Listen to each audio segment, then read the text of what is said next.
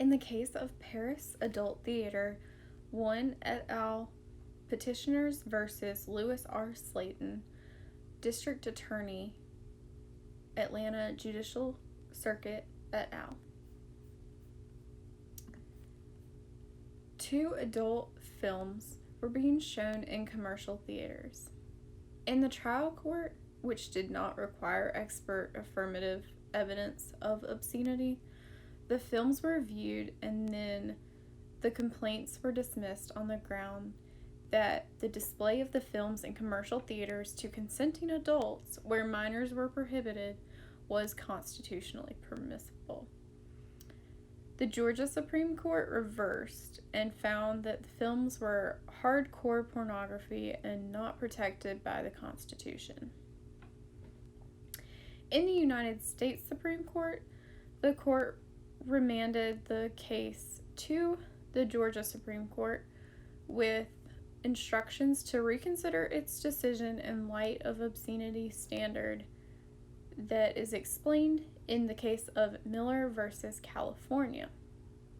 The United States Supreme Court held that obscene films do not obtain constitutional protection simply because they were shown to consenting adults only.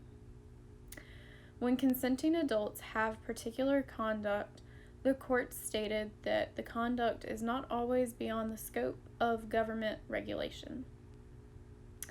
Finding that there is legitimate state interest at risk in stopping the increase of commercialized obscenity, including the community's quality of life and public safety, Miller versus California stated that obscene materials are not protected by the First Amendment, but the definition of obscene material is lessened.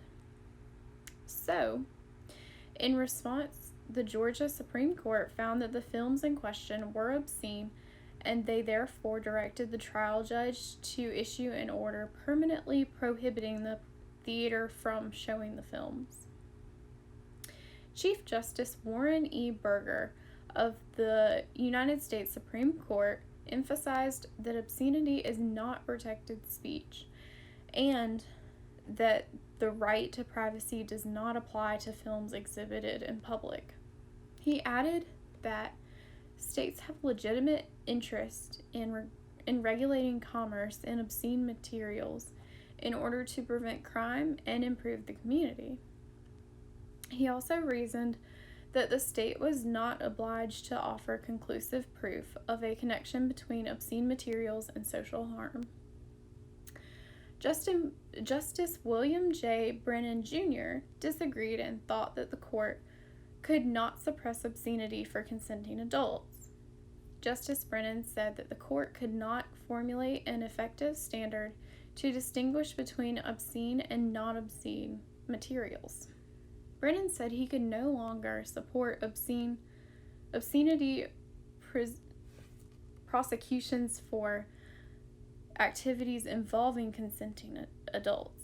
He feared that efforts to suppress allegedly obscene materials would also suppress protected expression. Brennan concluded that government regulation should be confined to protecting children and non-consenting adults.